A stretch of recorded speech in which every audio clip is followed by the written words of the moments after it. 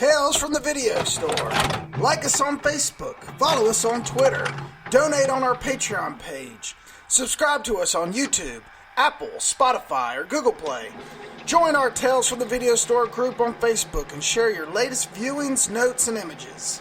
Additional content can be found at videostoretales.com. Make sure you rate us or give us a recommendation. The more we have, the more content we can provide. Now, on with the show.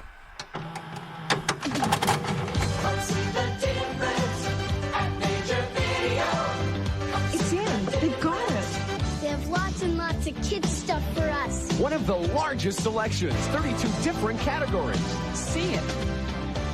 Introducing Doug Wall, Garrick Lane, and Lee Bridges. This is Tales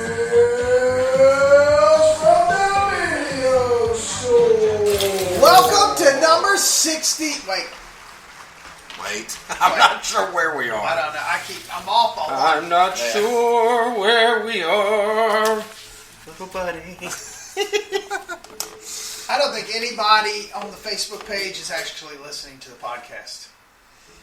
Probably not. Oh, except Casey. Yeah, Casey is. Yeah. Well, that's the only person. Well, tell them to fuck off then. Okay. Say if you're not... Get off our page if you're not going to listen to our podcast. If you can't sit through an hour... Yeah, lick my plate, you fucking dog. My niece, check this out, dude. Yeah. I didn't get to go to the HorrorCon yesterday in Charlotte. I was going to take my niece, but Did she go? she went. Monster. Mad Yes. Monster. She met Bill Moseley yesterday. She was dressed up as some video game character. Nice. Yeah. That's killer, dude. Yeah. Dude, she has 11,000 followers on some social media thing. Just, Your niece? yeah, she does like horror How movie old is makeup. Can I see? 30? I don't know. She's Here's, what? Oh, that's I saw awesome, bitch. dude. God, that's awesome. yeah, that's killer.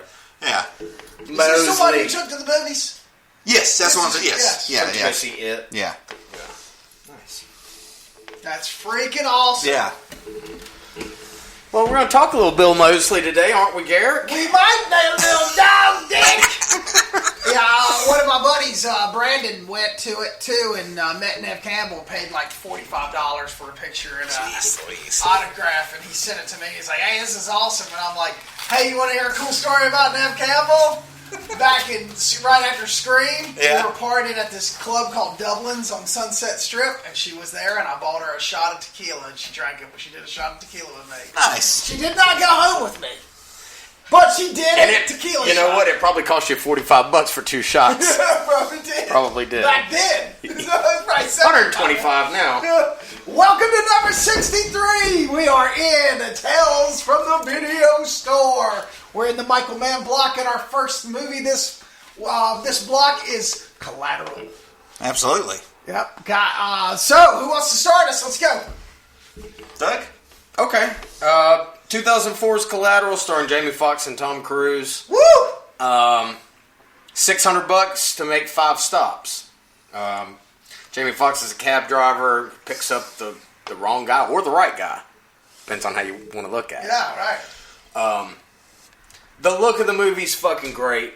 Nobody does Los Angeles better than Michael Mann. He makes it look amazing. It does, and I've lived there, and it never looks that cool. No. I've never been able to make any shots look like Michael Mann shots. Yeah. I don't know how he does it. I don't know. But looks great. Soundtrack is fantastic. Yep, still listen to it years later. The characters are... They're interesting. Yeah. Like, Tom Cruise playing this hitman. It's his second best character next to the third. Magnolia, what's his name in Magnolia is his first. And then Tropic Thunder, Yeah. second. Right. And this is a very smooth third. Yeah. He is just smooth as fuck in this. And I like how he challenges Jamie Foxx because he thinks he's a pussy. Yeah. And the way he's rooting for him. yeah, he's in a like, weird come on. way. Yeah, he's like, come on, like, tell that guy to fuck off. Like Yeah. the guy at the cab stand. Right. Take this cab and put it up your thigh. But sometimes, Well, even though, he's, at the end of the night, that had everything on him, he would have murdered him. Right. But he's still kind of pulling for him in a weird psychotic way. Yeah. So you seriously, so let's just go real out on this. Yeah. Tom Cruise finishes all 6 stops, then he kills Jamie Absolutely, because I don't think he's a loose ends type of guy. Yeah. But in the of that night, like when he goes visit his mom, he wants him to be better in a weird way. Yeah. Yeah. Or, I'm going to teach you a few lessons before I kill you. Yeah, exactly. Like my favorite moment in the movie is when they go into see the mom in the hospital. He's like, "You should buy some flowers." He's like, "My mom thinks I was wasting money." He just goes, "She carried you in her womb for 9 months." Like he's legitimately disappointed that Jamie Foxx won't buy his mom flowers. Right. Yeah. And super cool movie. And like I said, one of Tom Cruise's best characters. Just ex-military, guy becoming a professional assassin and just working for a cartel, eliminating suspect or witnesses. I guess witnesses. There's a trial beginning the next morning, so these people have to die that night. And Harvey R. Bardem's in it for a few minutes, and Jada Pinkett. And it's mostly 2 guys in a cab, and it sounds, on paper, it sounds really boring, but it's not. Like the action's great, the dialogue's great. Absolutely. Yeah, like Stuart Beatty, I said he wrote it after his dad died, and he wrote it for him to direct. He's like, it's just something simple, and he was going to shoot it in New York. And then the script after he wrote the script, Michael Mann got a hold of it, and basically, I guess, paid him way more money. And he's like, well, I guess I'll just take that. I'll give half to my dad. Exactly. I'll direct it, but I'll give you an extra $400,000 for it. Yeah. All right. Yeah, exactly. This is my dream project. Yeah. But also, yeah. But that extra zero. Exactly, yeah. But yeah, like it's, would you say this is Michael Mann's last great movie? Yeah, I like Public Enemies, man. Public Enemies, it's good, but it's not good. It's not that good. Yeah, it's not this level or Heat or... It is the pinnacle. I think Heat was the top of the mountain. Right, absolutely. And then what was it?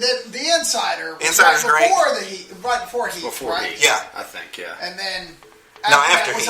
Was it? Yeah, the Insider was after Heat, I think. Yeah, maybe so. Well, you got to remember, Michael Mann also helped produce The Aviator. He was going to do The That's Aviator. true. And gave it to Scorsese. Yeah. So he's had some great stuff. Now he's fallen into obscurity. Yeah. Well, the last movie I remember was Black Hat. Which I did not see. Well, it was fucking horrible. Yeah. It was really just a... Well, let's get back to Collateral. Okay, let's get back to Collateral, yeah. Right. It's great. Starts off, briefcase gets swapped.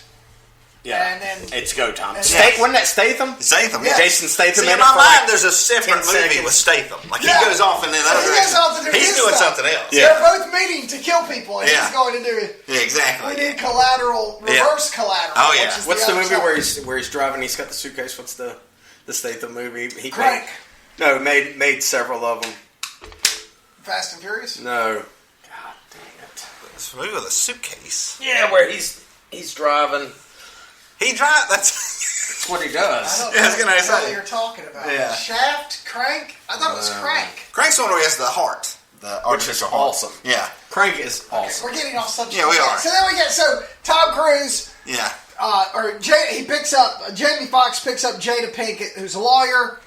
They start talking. He takes her to her office downtown Los Angeles, where Vincent just so happens to be scoping out to see where this girl is to kill her. Yeah. The fucking transporter. Transporter, yes. The transport. Christ. Yeah. The coolest part about Collateral, that I think the best scene, and it's very small and minute, but it's when, Vincent comes out and looks at Jamie Foxx, and Jamie Foxx is busy looking. Yeah, and he's going to walk to the next cab. He's going to walk to the next cab, and had he just ignored him, that whole movie ends. Yeah. But he goes right back, he turns around and goes, hey, Brad, hey, I'll take you. Yeah. And he was that close to none of that. It would have been a completely different movie. It would have. Yeah, and it's such a cool movie. I think I saw it twice the weekend it came out.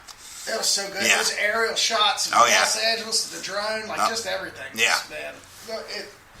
And didn't Jamie Foxx get nominated twice this year? That was Ray, Best Actor, and then Best Supporting for Collateral. This was his year, 2004. Yeah. Yeah. It's so good. Yeah, it really is. I wish Michael Mann would do something else like this. It's what he's good at. Yeah, it really is. Or just don't. You know what I mean? Yeah. Don't do Black Hat. Yeah. What is Black? I mean, he's a hacker. Thor's a hacker in it. No, I think he's a cop. Okay, who knows? But there's a guy that's manipulating like all the stuff, like the world economy. Yeah. And he's gonna do stuff, and Thor and like a gang of misfits are out to try and find who this guy is. Yeah. And it's just not good. Right. There's just nothing good about it. I just remember sitting there going, there's like one little car chase scene and like an explosion happened. I was like, oh, here we go. Yeah. And then that was it. Right. Nothing else happens. Yeah. It's just a movie really about nothing. Right. And that's unfortunate because he's no pun intended, he's the man. Yes. You know. Yeah, what I took away from this, I told Garrick before we started this, is I tried to watch this like a year ago. And I got about 30 minutes into it, and I was like, nope, I'm not feeling this just for whatever reason. You know, this is a movie I've seen a bunch of times, I own. Yeah. And when I put it on to watch this, I was kind of I was like, man, am I going to be able to get through this? I don't want to bash the guy. Right. I fucking loved it. I loved it more this time than I think I did the first time I watched it. Nice. And I don't know why. That happens sometimes. Just the right mood or whatever. Oh, yeah. But I loved every single scene. You know, I kept waiting on things to happen. I was like, oh, this is getting ready to happen. Oh, yes. Oh, yes. And I just thoroughly enjoyed it. The scene where Jamie Foxx is in the Mexican bar. Yeah. With Javier Bardem. That's such an awesome scene. Oh, yeah. Yeah. He's like, tell that guy behind me if he doesn't put that gun down, I'm going to take it out of his hand and show it. Something to that effect. He says, I'm going to take it away and beat his bitch ass to death with it. Yeah. When he says it, he sounds like a fucking badass. Yeah. Well, he sounds like Tom Cruise. He sounds like Vincent. Yeah. And, Go in there and get my stuff. Oh, yeah. It's great. And I love, if you watch the training, how Tom Cruise, he actually could do the 3 shots thing, like how Vincent puts 2 shots in their heart and then 1 in their head. Yeah. He, like Michael Mann, when you do one of his movies, you actually go train with live rounds. Right. I mean, it's, he's actually gotten in trouble using live rounds in movies before. I can't remember what movie it was, but it wasn't near an actor, but he was like, I think he got had to pay huge fines to the Directors Guild or something like that. Because he wants it to be so real. He wants it to be real. Yeah. And, but yeah, I miss this type of movie. It's weird talking about a movie from 2004, but they don't make movies like this anymore. And they come out in theaters. These movies do get made, but they're, you got to dig for them. You got to dig for them. They're released direct to Netflix or, They're out there. They're out there, though. Yeah, they are. But, they don't have Tom Cruise in them. Not anymore. Yeah. But the use of the songs in it are great. The Chris Cornell songs in it. Yeah, the Shadow of the Sun. Yeah. And I love everything about it. That scene where they're driving. The rave song. Nothing else around, and those fucking coyotes come out into the street, man. It's just that just doesn't look like it's something that was at all planned, and it just feels real. Oh yeah, it makes the movie. There are, but I don't think they wrangled a couple out there. I think it was just random. Yeah. I just think that was a random shot that he took advantage of. Is what I always felt. Because to the coyotes, it's still just the desert. Yeah. They don't know there's a city there. Dude, man, there was one night in Los Angeles, I'll remember this forever. Yeah. I'm going up into the hills to take some shots in downtown. Right. Going up on one of the hills, in Hollywood Hills. And, man, I pulled around this road, and there was a dead deer. Mm-hmm. And you see, 4 coyotes take off to see the lights. Yeah. And they hadn't started. They were just getting there. So this deer was still fresh. There, fresh. Yeah. I keep driving. I went up to that hill. I took probably an hour to take those pictures. Yeah. When I drove back down, that gone. Deer was there was no meat on it. Oh yeah, I don't doubt it. It was bad. And we got them around here now. 10, 12 years ago, you never saw coyotes. And me and my girlfriend were going up to the mountains a couple weeks ago, about a month ago, and we saw one step out of the woods, and she goes, "Was that a coyote?" I said, "Oh, that was a fucking coyote." And it was Wow. Yeah. And but yeah, you're right. That coyote is kind of like I love how when Vincent kind of looks at it, they're sort of they make a connection. Yeah, they're the same thing. Yeah. Yeah. And one of my favorite scenes is the gunfight in the Korean nightclub. Yeah. Yeah. Ready, go! They got the raves thumping. And the lights through. It's great, man. Yeah. It's great. But yeah. All of it. Even the jazz, even the simple scene where the guy talks about Miles Davis. Yeah, I love that. Yeah. Yeah, he was never going to let that guy go. No. That guy could answer the question perfectly. He was just, And Jamie Foxx says that right Yeah. after that. He's like, hey, let me ask you something. Had he answered it right, you'd have killed him anyway. yeah. That's why I thought he was going to kill Jamie Foxx. Because they talked about, I think it was in San Francisco, there had been a case where a cab driver killed a bunch of people, and the detective thought there was somebody else in the car. I think 5 years before the movie started. Yeah. That's right. Yeah. Mark Ruffalo's Yeah. character's talking about it. Right. He's the weirdest of them all, though, because we follow this poor guy Yeah. all the way through the movie, and you think he's going to do something cool, and then he shows up It gets blasted. and gets blasted Oh, yeah. like right off. It's Yep. like, that's it. And he looks like such a scumbag. He You know, really he's the does. only good guy in the movie. Yeah, he looks like a guy who sells coke in a bowling alley.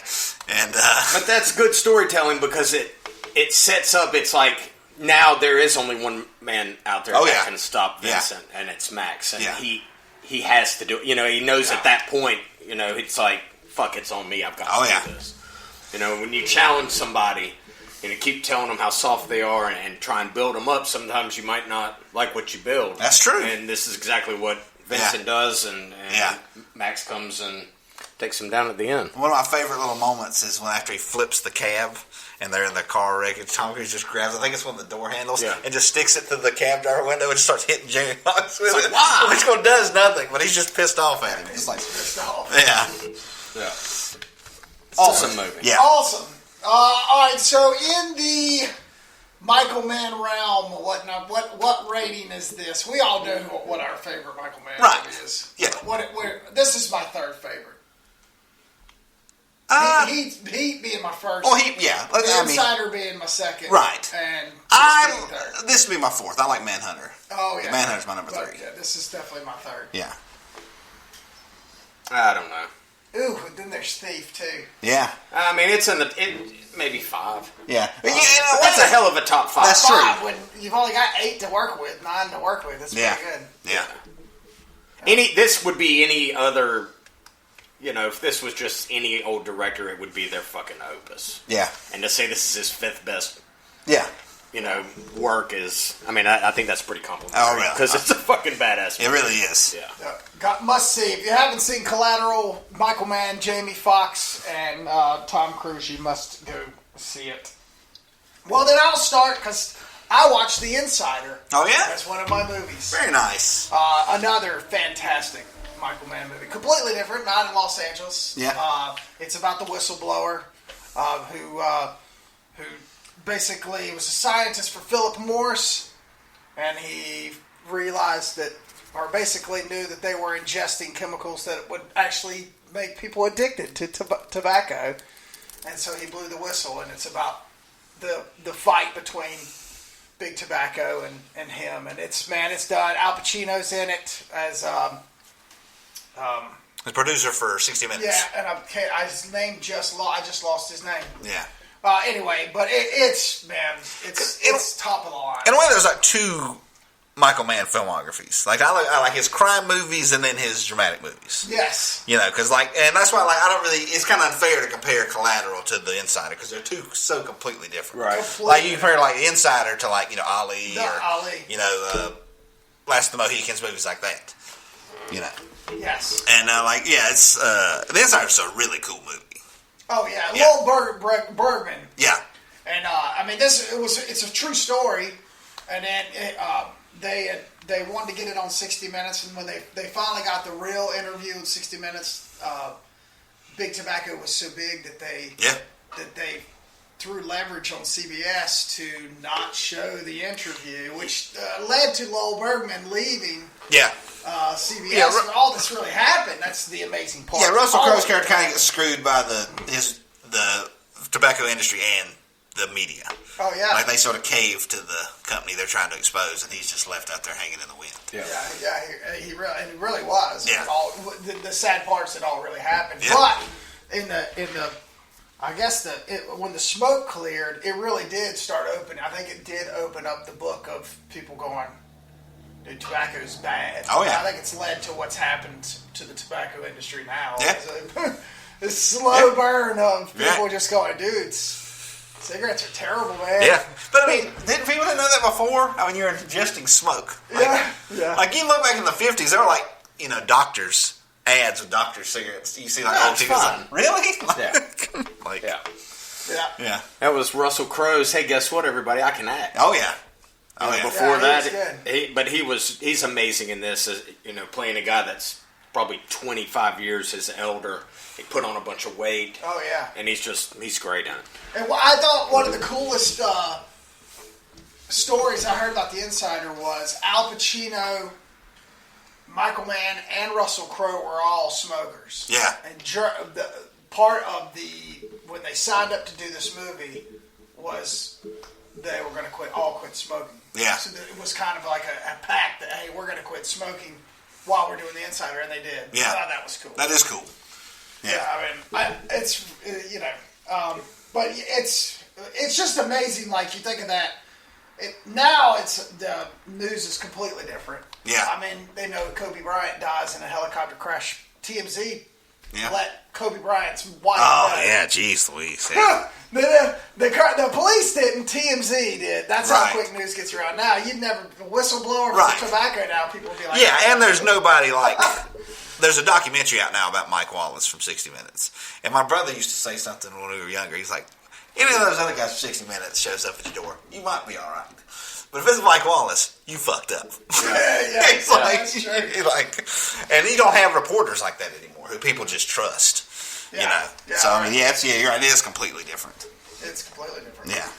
Okay, and then I watched a movie on Shudder called Bliss. Oh yes. How is that? It's actually really good, man. It's about this woman painter, and she's having a hard time. She's stuck, with an empty canvas. Guy introduces her to this drug called Bliss.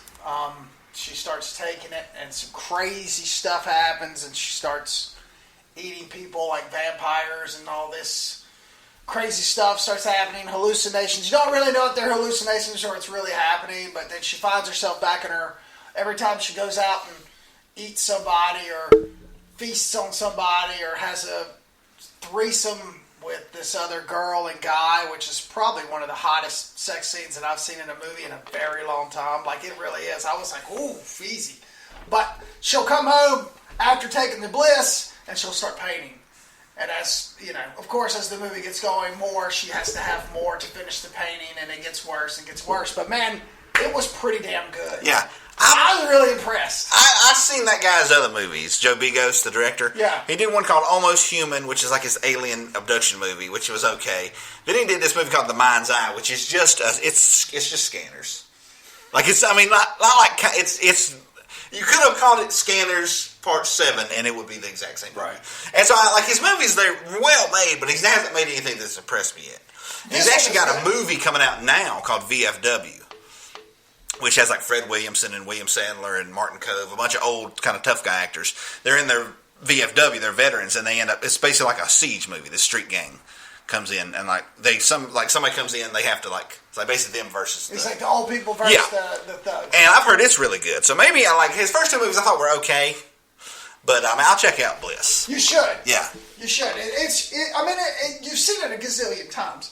We've seen it a gazillion times with the way they did, the way they shot it. The lead she's really good. Right. It's very psychedelic. Yeah. It's a nice little twist. Like, I like it. Like, Yeah. Okay. Cool. It's pretty good. And then, so Saturday night, my wife and I had no children for the first time in a year. Yeah. I had no children at the house, right? So that normally has us going out or something. Saturday we were going to grill out and drink some tequila and have a good time and, enjoy ourselves. Well, so I started drinking and started cooking, and my wife started cleaning, and she had about 3 shots, and at 7:30 in the evening, she was asleep. Right. That's correct. 7:30, our only night. So here I am with no children in the house, a couple of drinks in me. Hey, I'm going to watch 3 from Hell. Because you know what? There's no kids here to see this god-awful monstrosity. And what else am I going to do? Because I'm not going to get laid. I'm not going to get anything I was supposed to get on Saturday. So why don't I just do the exact opposite and watch 3 from Hell? was the... you know what? I wasn't even surprised. It's horrible. See, but I want there to be a DVD case with a quote from Garrick that says, "This movie is the opposite of getting laid."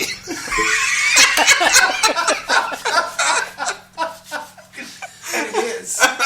It is. As if my night already didn't suck. My wife went to bed at 7:30 after 3 shots of Bacardi. I have to watch this, and it was horrible. I don't even know why he did it. Well, I don't even know why he made it. I guess because the select little fan base of Devil's Rejects wanted to see them do the exact same thing in another movie, because that's exactly what happened. It starts off with news reelings and, the Devil's Rejects, they survived after 20 bullet wounds, and I'm like, what? And then he copied it completely out of Natural Born Killers, the whole beginning. Then Sig Haig has one scene, and then they put him in the fryer because I guess they had to kill him off because he was dying. Yeah.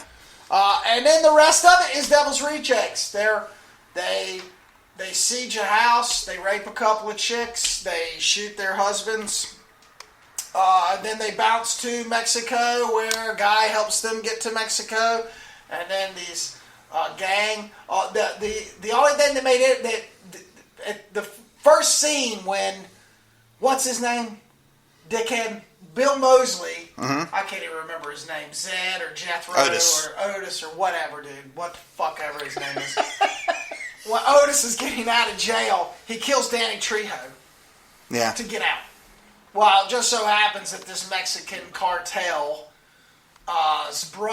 Danny's brother finds out that these guys are hiding out in Mexico, and so they bring on the drug cartel who all wear fucking wrestling Mexican luchador fucking condoms on their head. It's the fucking worst movie ever, and it finishes with a machete fight between a 28-year-old 7-foot fucking Mexican and Otis wins. Right. It's a fucking joke. Okay, what's better, that or Tammy and the T-Rex? Tammy and the T-Rex was more enjoyable than this shit. You got my Twitter. You got my... Yeah. I even instigated Rob Zombie on Twitter, man. I even ripped him a fucking new one on Twitter, but he has not responded. I was really hoping he would give me the business back, but he didn't. But it's that bad. It's terrible. Anything redeeming at all? I understand why. Yeah, no. Nothing. You know what? What's her name? Sherry Zombie is getting old. She's not even hot anymore. Yeah, it's a joke. There was nothing. Nothing at all. Nothing at all. Here was my tweet. Saturday night to-do list. Yeah, for sure, dude. It was terrible, man. Here was my tweet. Rob Zombie's filmmaking career has dementia. No wonder he can't find funding anymore. Shudder. 3 from Hell is a waste of server space and bandwidth, and you guys are playing Tammy and the T-Rex. That's how bad this movie was. It's awful. Rob Zombie, stick to your singing, and it's not even that good. That's all I watched. Wow. I fucking hate it. How do you follow that up? Well, you know what's funny is why did you watch it? Huh? Why did you watch it? Because I had to. You didn't know you did. Yeah, he does. Literally. I had to. Nothing would happen. If you didn't watch it, nothing bad would happen. Well, because otherwise I show up and go, hey, I watched Bliss and it was awesome. And then I watched The Insider and it was even more awesome. And then, I don't have anything fair enough. Dude, my night was so shitty Saturday and changed so fast. I could never watch 3 from Hell anywhere. I would never be able to sit down and watch a Rob Zombie movie. Dedicate that time. There was always a child there. I got you. So I'm like, here it is. Yeah, fair enough. I'm going to do it. Fair enough. And you did. You did. And I did. You sat through the entire movie. I sat through the entire movie. Good for you. Oh, and you know what? And here, Damn, it can't be more than 75 minutes. Kid. Rob Zombie, how fucking dare you ever ruin Terry Reid's Fate to Arise song by putting that in the freaking final credits of that fucking god-awful movie. How dare you? If Terry Reid was still alive right now, he would shoot you fucking dead. I can't believe he did that. That's like putting Leonard Skinner Freebird or fucking like when the levee breaks at the end of one of his shitty movies. I'm surprised Terry Reid's whoever his agent, whoever was even allowed it, they probably charged him 3 times as much. Say, you're going to pay me 3 times as much. This is a Rob Zombie movie. You want to license this song? You're going to pay 3 times as much. Well, we can only hope. Well, all right, that's it. I'm done. all right. Fuck you, Rob Zombie. Doug? All right. I watched some cool shit. Okay. Changing it up. I see. I watched a couple really good things, and then I watched one thing that we'll get into, and I'll blast, okay, a little bit. Right. Good. Not on the Rob Zombie level. First movie I watched, Before the Devil Knows You're Dead, from 2007. Oh, yeah. Best part of that movie is Philip Seymour Hoffman fucking Marissa Tomei in the opening seconds of the movie. And then 15 minutes later, fucking his brother. Yeah. Ethan Hawke, yeah. Sidney Lumet's final movie. Yeah. He died in 2011. One of our great... Dude, like 75 years old, just killing it. Yeah, one of the great American filmmakers of all Where did time. you see this movie? Did you rent this, or is this streaming? I own it. That's right. Yeah, I own this. I just hadn't seen it in a while, and I pulled out Fucking a lot of my great DVDs, and I was like, "Oh, I'm gonna get onto this." Yeah.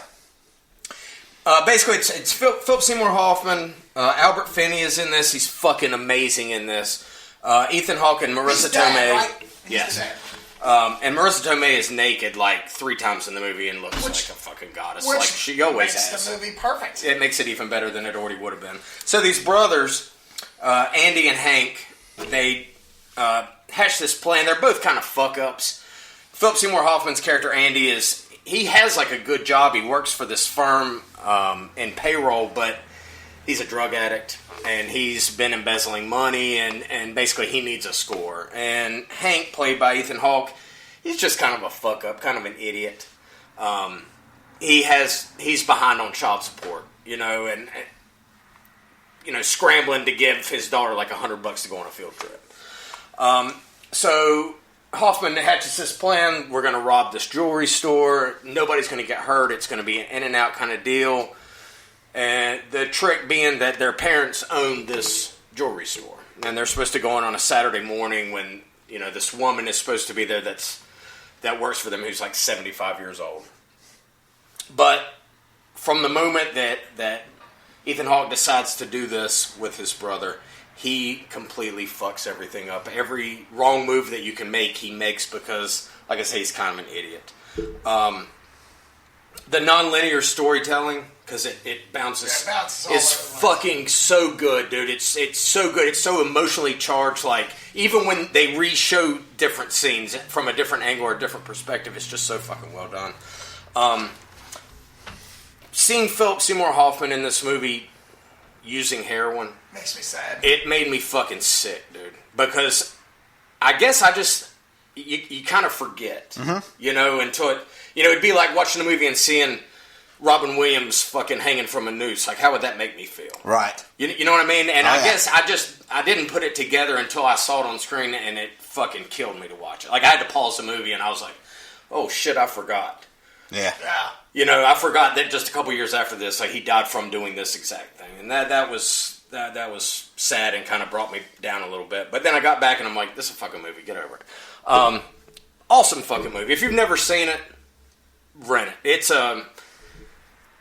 It's kind of a caper movie, but there's a lot more depth to it because of the family connections. Right. And Albert Finney in this, dude, as their dad, is fucking amazing. Albert Finney's good at everything. He was fucking awesome. He even made Aaron Brockovich good. Yeah, he did. Tolerable. Watchable. Okay, so the next movie I watched was 2019's Dr. Sleep, based on, I think, a 2011 Stephen King novel.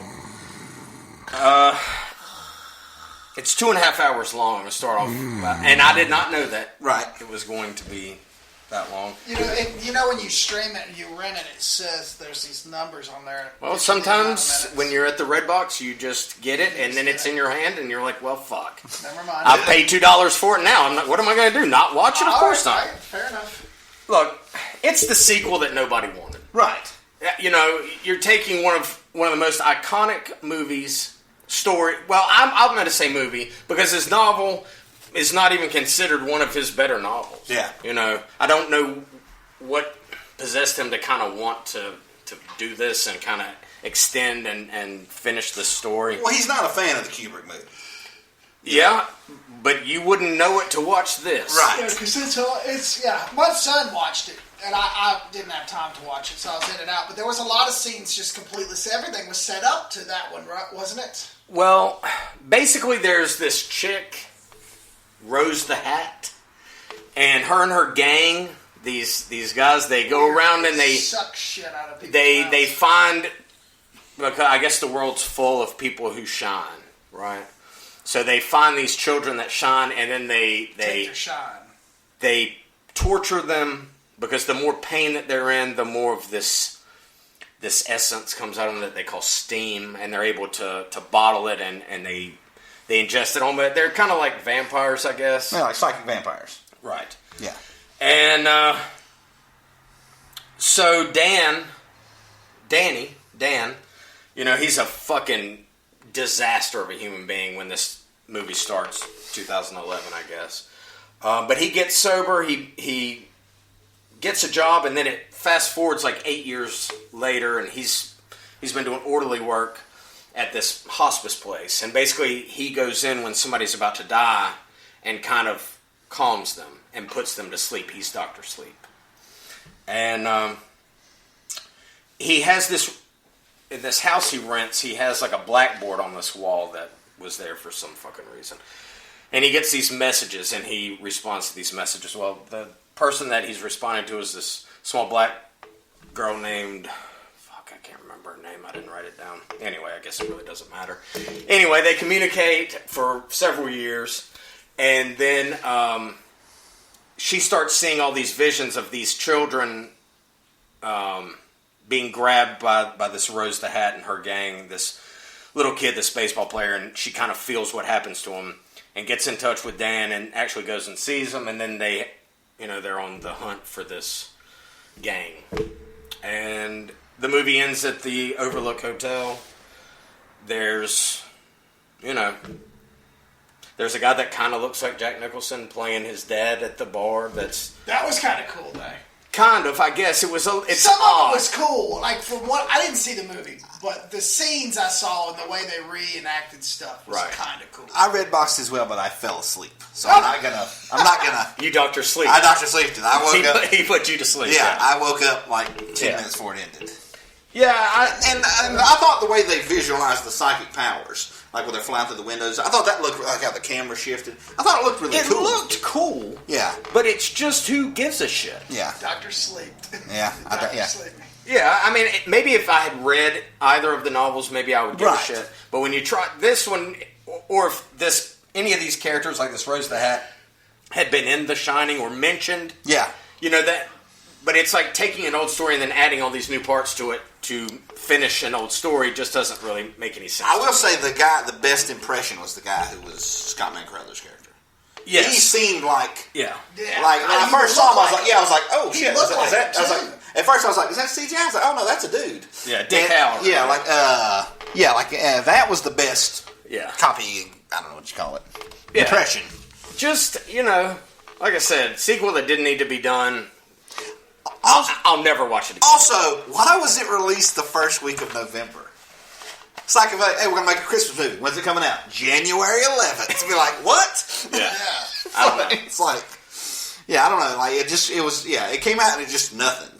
Well, so I didn't think I was going to like it. So I saw another movie that I remembered Lee mentioning some months ago. Yeah. I don't remember if it was one of your pick-a-flicks or something that you had watched. I don't remember. Right. 2000, is it 19? I think it was 2019. I think so, yeah. Scott Adkins, called Avengement. Right. Directed by Jesse Johnson, who's a former stuntman, stunt coordinator. Who follows us on Instagram. And it was fucking awesome. It was so exactly what I fucking needed and wanted. Why aren't we working more Instagram? Shut up a second. Why aren't we working more Instagram? I don't know. We'll talk about that. Go ahead, Doug. So, Scott Adkins is a guy... I want to begin this by saying I would love to have a pint with Scott. I'm a little bit in love with him. He seems like a totally laid-back guy. Like, imagine, if you don't know who Scott Adkins is, imagine that Vinnie Jones and Jason Statham had a fucking kung fu baby. Right? Because he kind of looks like a mix between the two of them. Yeah, Statham with hair. Right, and who is just an absolute fucking badass. Oh, yeah. Then that's Scott Adkins. I want to have a pint with Scott Adkins, and then maybe if he wants to go down on I'm just saying if I had to, I mean, gun to my head. I might let him look it. Oh. So Avenge, starring Lee's man crush, fucking Scott Adkins. He's a younger brother of a crime lord in London. And he gets asked to do this job. He fucks the job up, and he ends up in prison. And I want to say the brothers scam. I'm sure that shit happens. Oh yeah, they ask you to do something that you go deliver this package. Like Garrick, you owe me $10,000, right? I'm gonna give you. All you have to do is deliver this package full of money, and a big manila envelope full of cash. Well, as you're walking to get delivered, you get mugged. By some of my guys. By some guy who you don't... It's just you get mugged. Yeah. And so you come back to me and be like, I fucking lost the money. So not only do you owe the $10,000, you owe whatever was in the package. So you keep paying on that until you just can't pay anymore. And then they kill you and they go to your wife and go, your husband owed us this money. If you'll just deliver this package. Yeah. And it's really, I mean, as far as movie scam goes, it's... And they do it, they did it to like 30 families. Oh, yeah. Some that, were poor to begin with, some that just kind of got caught in a bad way, but by the time they were done with them, they were pretty fucked. So, Atkins goes to prison. Everybody in the fucking prison is trying to kill him. He can't understand what the fuck's going on. He's like, he gets his fucking teeth knocked out. He gets basically like water and sugar put into the microwave to form like this kind of, not something you want your skin to ever touch. Right. Poured on his face. He gets stabbed maybe a dozen times. Maybe 20 times. I'm not sure. Right. Until he finally figures out that his brother's bankrolling these guys, and he's basically put a hit out on them. So the more times he fights, the more time gets put onto his sentence. So it starts, I think he had like a 3-year sentence, and by the time they kind of stop showing this, he's at like 10 or 12 years. Yeah. He gets like a year every time that some kind of big thing happens, or he hurts somebody or kills somebody. What movie? What's this on? It's on Netflix, right? I rented it at the Redbox. I think it's on some streaming service, I know. I think it might be on, I don't know. It used to be. I think it was on Redbox. Yeah. So he goes to see his dying mother. That's his like only request. And by the time he gets there, she's dead. And he uses that opportunity to break out and go look for his brother at this pub. And then he gets in there, and there's a gang of guys in there, and he just busts on this one dude. And then he just kind of tells his backstory until his brother gets there. It's fucking action-packed. It's exactly what I wanted. Yeah. It's if you want to just see somebody just fuck shit up, Avengement is for you. Yeah. I loved it. Hour and 28 minutes, so it's quick. It seems like a 90-minute movie. Yeah. It's perfect. Yeah. And I thought, the only other, I've seen Atkins in a couple other things. Triple Threat, I think, was the most recent thing. Yeah. Also directed by Jesse Johnson. But this, man, I thought he was really good. Yeah. He's not doing an accent. Right, like his speaking parts and just him being this guy, I thought he was awesome. Yeah, like most of he either does like an American or a Russian accent. Right. And I don't think he's a strong enough actor to act well with it. But with an English accent, he's just doing it. He should be in more movies like this that take place in London. Yeah, absolutely. And kill everybody. Yeah. Right? Yeah. So that's what I watched. Awesome. Yeah. Awesome. Well, I've been... For about almost the past year, I've been dodging watching 47 Meters Down 2. My girlfriend loves anything with a shark. She'll fucking watch it. She's terrified. She grew up in Florida. What is it? 47 Meters Down 2? I think it's 47 meters down? Yeah. Something What rising. the fuck? Yeah. Anyway. Man, it was a piece of shit. I've been dodging this like fucking Neo in the It is a Matrix. piece of shit. I will give it credit. What? I did not think the whole underground, like the sharks being trapped in caves for years, and then the blind shark, I did not see that coming. I knew nothing about the movie. So I was like, okay, blind sharks, I'll give it that. The movie had the chance to have a really downbeat ending. Where they come up at the end. I was like, if it cuts off here, I'm good with it. But then it goes on for another 5 or 10 minutes. I was like, shit, they had the chance to fucking give you like a fuck you ending. Yeah. You know, which I love when movies do that. Yeah. And, you know, like I said, the technical, the whole movie being, 90% of the movie being filmed underwater, that is fucking technically. And all the it was pretty impressive. All the girls died. Yeah. Like everybody dies. And it just, I mean. I love when Dad died. You never saw that coming. You're like, dude, it's better than I thought it was going to be. Because in my mind, I'm just like, this is going to be the biggest. It's still a piece of shit. And you've seen this? I took my children. Yeah, dude, my children. 47 meters down, part 2. I went to the Golden Ticket and watched it. Yeah. What the fuck? I don't even know what this is. It's not even connected. I don't think it's connected to the first one at all. I think they're just shark movies. I've not seen the first one, but I don't think it's. Okay. It's The first one was excellent. Was it? Oh, actually, the first one was excellent. Anyway, I mean, granted, it was excellent. It was a great idea. It's the descent with sharks. Yeah, that's all it is. That's what it is. But I mean, it was better than I thought it was going to be. Okay. All right. And I'll give it that. Had they all died at the end? Right. Had it just like when they come up at the end. Spoiler alert! If you haven't seen the movie, stop now. They come up out of this cave and they see a boat and it's one of those shark tour boats that are chumming the water. Yeah. And there's blood everywhere. Had it just cut off right there, I'd be like, the end. I'd be like, that was fucking awesome. Yeah. But then there's a whole action sequence after that, and I was just like, ugh. And they do survive, right? The two sisters do. Yeah. Everybody else dies, but yeah, the black and white sister. Yeah. But I mean, listen. I didn't pay to see it. She paid for it. She wanted to see it. I make her watch a lot of shit. Oh, I was just saying. You know, I'm not going to be the guy like, no. And then I've been dodging it for like a year.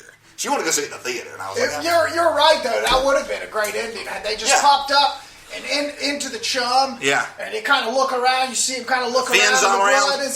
And then you look up and you see a fan, or maybe even you just see the boat in the distance. You turn the side, you see the shark like that, and it goes black. Yeah. That would have been great. Yeah. But anyway. There we go. We just rewrote the redo. Yeah. We just wrote 47 meters down.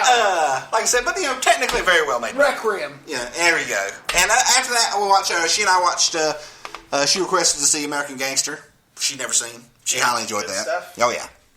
And other than that, I watched a movie. Is that Ridley Scott or Tony Scott? Ridley Scott. That was his last good movie. I watched a Korean movie called The Gangster, the Cop, and the Devil, which is it's a serial killer movie. And the guy, what is he rear ends people kind of out in the middle of nowhere. When they get out of the car, he just kills them. Now, and one night he's doing that, he rear ends this guy, and it's this mob boss, and the guy lives, like he's able to fight him off. But now that he's been injured, like he's in the hospital, his sort of tough guy veneer is damaged. And like he's got people coming at him, so he wants to find this guy and make an example out of him. Right. But he has to contend with the cops. So him and the lead detective make an agreement. If you find the guy, he gets arrested, goes on trial, whatever. If I find him, he'll never be seen again, and you won't have to worry about it. So it's a weird, almost a buddy cop movie where it feels like an '80s Hong Kong movie. It's sort of super violent, but it's a South Korean movie. What's it on? You rented it? Yeah, I have the Blu-ray, and I got it for Christmas. And I really. I mean, it's not like it's not like Silence of the Lambs or I Saw the Devil, a great series. Right. But it's a very entertaining movie. Cool. Yeah. That's it? That's it. Okay. Well, the Academy Awards. Parasite won it. Have you seen that yet? I have not. I have not either. I have not. Really close to renting it, but yeah. I hadn't had a chance yet. I did. I want to. Why would it win foreign film and Best Picture? Because I guess those are two separate nominations. I mean, Crouching Tiger got that double nomination, but they only won Best Foreign. Roma did too. Roma got both. Yeah. Yeah. Do you think they did it to be? I mean, I don't know. To be balanced, or do you think it? I mean, it looks like a crazy enough movie. Yeah. To where I think it probably is that good of a movie. Yeah. I hope so. I love Bong Joon-ho. I love even his movie. Like I think Snowpiercer is half a great movie. I agree. The first half is perfect. The second half is okay. But the rest of his movies are just, I mean, I think he's awesome. Like, if you've never seen Mother, not the Aronofsky one. This is, The Host, his monster movie, or Memories of a Murder, which is another great serial killer movie. He's awesome. You know, and a lot of people, there were people, I saw people online he fucking didn't say his speech in English. Gotta fucking listen to, but there's a bunch of that bullshit. I'm sorry. But his speech was all about how he loved American movies. Like, he was like, I love Martin Scorsese. I love Quentin Tarantino. Sam Mendes, I understand you also direct movies. They didn't say that, but that was kind of... Yeah. Because everybody else got, a personal thank you. And he was just like, and there's this guy. But, yeah, I'm sure it's great. I hadn't had a chance to see it yet. I know HBO's already going to turn it into a TV show that is not a remake. He's involved in it. Yeah. That's interesting. Yeah. Definitely will watch it before Oh, the yeah. next time we Absolutely. meet. We should do that one next time. We Yeah. should all make that up. It was like, I was going to rent, it was like $5 to run on Prime. Yeah. It was like 11:30 Saturday night. I was like, I might end up hating this. I probably should have watched that instead of 3 from Hell. That's exactly what you should have done, but you... But that's all right. Now we can just say, what are the chances for next week of us all 3 being able to see that movie? Probably about 2%, but, we'll talk about it and see what we can do. Yeah, we'll see. So, I got a couple of things about the Oscars, just a couple of random thoughts, I guess, that I want to share. Okay. Really glad that Lemon Squint Sour Sucker won for a movie that I will never fucking see. Oh, dude, I wouldn't watch that movie. I will never watch Judy. I don't give a fuck. If you tie me down, you better poke my fucking eyes out. Yeah. I would put a log of Charlize Theron's shit in a taco shell and fucking eat it. Before you watch Judy. No, she is so fine. I would eat a log of her shit. If she said, you can fuck me, but you're going to eat a log of my shit. This has nothing to do with Judy. Yeah.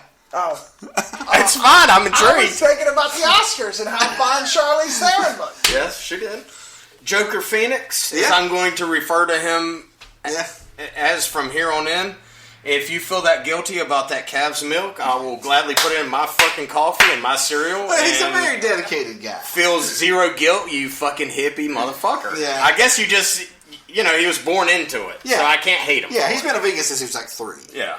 And I guess nobody loved Goodfellas Part 3. I guess not. That's what I gleaned from the Oscars. Yeah. Yeah, oh man, and you know what?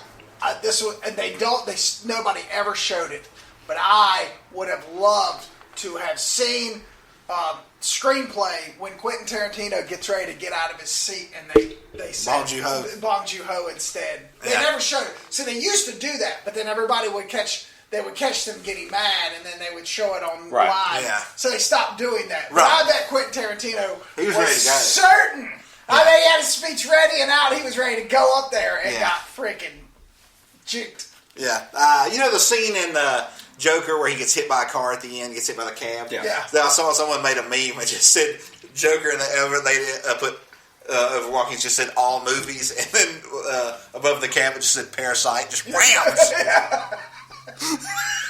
That's awesome. Yeah, and he's making, and that's the thing I love about Bong Joon-ho. Like a lot of people, they make that movie, they're going to make fucking. He's making an action movie next. Mm-hmm. He's not. And I've got no doubt that it'll be great. Oh yeah, he's not going to do some English language film about Vincent Van Gogh that'll Nobody nobody will see and he'll win him another Oscar. He's going to go back to doing what he did before. Yeah, that's good. Yeah. Yeah, it was good. Brad Pitt, of course, swept it with his character. And he had, the coolest speeches in every one of the awards ceremony. That's awesome. Good for him. 1917 didn't win anything. I know. The Golden Globes winning everything. Yeah. Nothing. Right. Irishman won nothing. Yeah, nothing. Well, that was just, like we said, that was Marty's victory lap. Yeah. That wasn't, Sorry. All right. Okay. Love that song. Yeah, it was great. I'll tell you something interesting news story. A film we've talked about a couple times on here, The Raid. For years, they've talked about an English language remake of The Raid. And the last director was assigned to was Joe Carnahan, who did Smoking Aces and Narc. Well, he's taken that script, and now that the remake, it's just going to be released as an original movie. It's not going to be the Raid remake. Which is good, because the world needs less. You can never, a movie like The Raid, you couldn't duplicate it in America. Right. There's no way. But I think that I would rather see an original Joe Carnahan movie than another remake of a cool movie. Oh, yeah. You know. Yeah, without a doubt. And I'm glad of that. Yep, without a doubt. Without a doubt. I saw some. Did you guys see that new movie coming out with Ben Affleck? The Hoosiers movie? Yeah. Where it's him? Yeah. But Yeah. where basically he plays himself, Yeah. but with basketball skills. right. Yeah. Yeah. Yeah, that's what I want to Yeah. see. Anyway, you got us to pick a flick. We're running late today. I do. All I right. do. And it's a movie. Shit. Give me 1 second. Oh, come on. Sorry. It's all good. I'll throw this in while you search. Okay. I got a feed on my phone. Who would you guess is the actor who has been killed on screen the most? The most amount of times. It's somebody that we all know. Right. Brad Pitt. No, he's not even in the top, probably. I don't know. Well, he got killed in Danny Trejo That makes sense. has been killed in like 75 movies. He makes like 12 It's movies a year. Yeah, it's like 20 more than the next closest guy. Wow. Just thought that was cool. You were talking about him getting killed in that. He got killed right? in 3 from Hell. Yeah, That's and probably that- where the article came out. That adds to his total. Yeah. That's awesome. That is pretty cool. So,